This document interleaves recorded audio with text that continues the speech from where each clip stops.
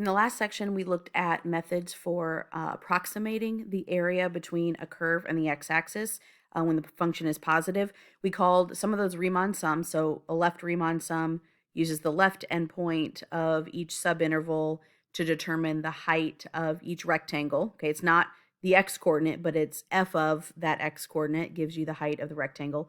Right Riemann sums use the right endpoint. Midpoint Riemann sums use the middle, the y value of the midpoint of the subinterval. Okay, so like if we're going from 0 to 2, f of 1 would be the height of the first rectangle. Okay, so those three are specifically Riemann sums. And then we also looked at the trapezoidal rule, which takes a little bit more algebra work, but is more accurate because we're using trapezoids instead of rectangles. Okay, so now we're going to generalize some things and then look at some properties for how we can start making these more exact and less of approximations. But we're starting with the idea of the Riemann sum. So everything is still based on the same thing. We're doing areas. We're taking our interval, we're dividing it into subintervals, and then we are finding the area of each slice or each rectangle. Okay, so first of all, we need to review a little bit of algebra.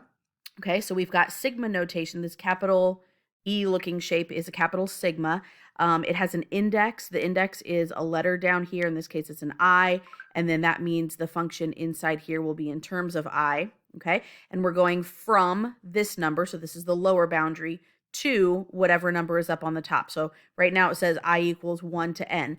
And then a sub I just means the ith term of the summation for series A. Okay, so that means a sub 1 is the first term, a sub 2 is the second term, a sub 3 is the third term, all the way up to n terms. Okay, so a quick example here, if I have I squared over 2 plus 3, that's my function. Okay, so this is essentially like an f of I function, not I the imaginary number, but I for index. And that can be a different number. I and j are pretty common though, or k. And so this goes from I equals 1 to 6. So I plug 1 in, and so I would do 1 squared over 2 plus 3 plus f of 2 would be 2 squared over 2 plus 3, and et cetera. I'm going to add all of those up until the last one, which would be 6 squared over 2 plus 3. Okay, and then evaluating that real quick, I know I'm going to have 1/2 times 1 squared plus, I should give myself more room here. Sorry about that. There's not much room here. And if you want to do a calculator for this, it's fine. I mean, you do need to know how to do it by hand, but we're going to look at some formulas. But so I'm going to have 1/2 and then 1 squared plus 2 squared plus 3 squared plus 4 squared plus 5 squared plus 6 squared. And then we also have plus 3, 3, 3, 3, 6 times. So another 18. And that comes out to be 10, 14, so 30, 61, so 91 over 2 plus 36 over 2 is 127 over 2. So 63.5. Okay. Anyway, that's arithmetic stuff. So properties of summations that we need to know. These first couple are linearity properties, meaning a constant multiple or sum and difference. If I have C, a coefficient that's being multiplied by all of the terms inside, or whatever the function rule is inside the summation, I can take that and I can factor to the front. Also, and really I should have parentheses around here, I apologize. If I have a sum or a difference of terms inside the sigma, then I can split that as a sum or a difference of separate summations. Important though, if we have a product on the inside, we cannot split it as the product of two different sums. Okay, and then some summation formulas that hopefully you at least saw in Algebra 2. You may not have them memorized, no big deal, but we do need to know them. A constant series, if I have all of the numbers from 1 to n, and I'm just adding up the number 1, so it's 1 plus 1 plus 1 n times, that has a sum of n. The linear series would be the sum from I equals 1 to n of I, meaning 1 plus 2 plus 3 plus 4, etc., all the way up to n. We can evaluate that quickly using this formula, n times n plus 1 all over 2. Okay, so if I needed to do quickly the sum from 1 to 100, I would do 100 times 101 divided by 2. Okay, and then for quadratic series, the sum from 1 to n of I squared So the sum of the squares, 1 squared plus 2 squared plus 3 squared, all the way up to n squared, is n times n plus 1 times 2n plus 1, all divided by 6. And then the cubic series, I don't think that you will see this very often, but the cubic series is actually the linear series, n times n plus 1 over 2, and then that whole thing squared. Okay. Really, the first three will probably be enough, but you may see the cubic series pop up, so at least have this in your notes to refer back to. I would not worry about memorizing it. Okay, so how do we use this? Well, here I want to evaluate the sum from j equals 1 to 20 of j squared minus j plus 4. So remember, I've got the linearity properties that say if I have a sum or difference, I can split that as the sum or difference of individual summations. So I can write this as the sum from j equals 1 to 20 of j squared, knowing that I can then use my quadratic series formula, and then minus, just like a negative 1, times the sum from j equals 1 to 20 of j, plus, and then here I'm going to look at this as 4 times 1 and factor a 4 to the front. Remember that other property of linearity, if I have a coefficient, I can move it to the front. Well, I'm just moving a 4 to the front and putting a 1 on the inside here. The reason I am doing that is because I have a formula for the sum of 1, okay?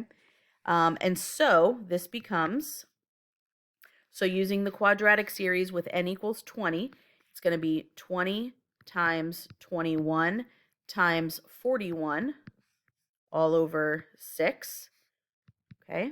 Also, if I had a coefficient in either of these terms, that would also get pulled to be in front of the summation as well, okay? There just wasn't one for this example.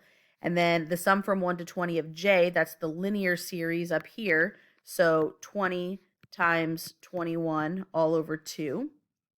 And then plus 4 times, and the constant series, sum from 1 to 20 of 1 is n, which is 20. Okay, and then we evaluate. I'm going to do some reducing here. So let's make this a 10. Let's make that a 7 and get rid of the 6. So I have 70 times 41 there, and then here, make that a 10. Okay, so let's see, 7 times 41 would be 287 with a 0 behind it. So 2870, oh yeah, 2870, and then plus 10 times 210 is, or times 21 is 210, plus 80 is, let's see, so 3,000,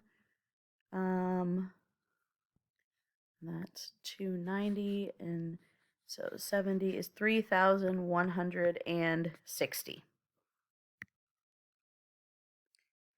For these examples, we are basically looking for a pattern, and we want to write them using sigma notation. So essentially, we're trying to figure out what is that rule on the inside, or what's that function that goes on the inside, and then how many of them do we need to add up, okay? So when I'm looking at this, I see 5 in all the numerators, and then the denominator looks like it's 1 plus, and then numbers that are increasing, 1, 2, 3, etc., up to 15.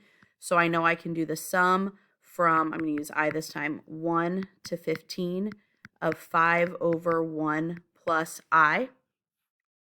Okay. And then for this next one, a little more complicated, but I want to look at what's happening to the expression that has the n involved.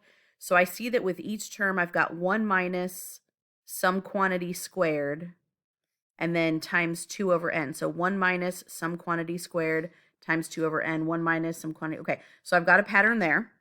Okay.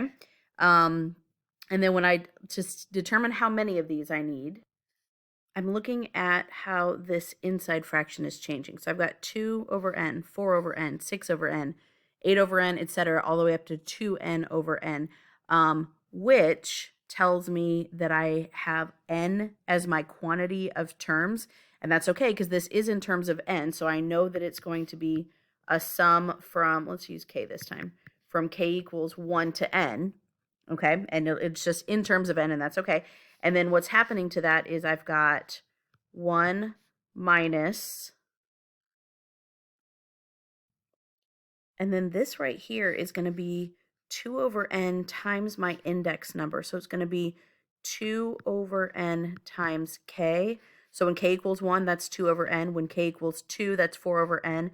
When k equals 3, that's 6 over n, etc., all the way up to n. Okay, when k equals n, I have 2 over n times n, all right? And then that minus 1 is getting squared, and then I multiply by another 2 over n. Okay, now that may look kind of messy, and why would we do that? But what we're going to see coming up in the next video is how the process of writing an expression to represent the exact area, in other words, an infinite Riemann sum with with an infinite number of rectangles, is going to involve this summation. And so we'll see how we get to this, and then how we apply our properties to evaluate. And again, I'm going to do that in the next video.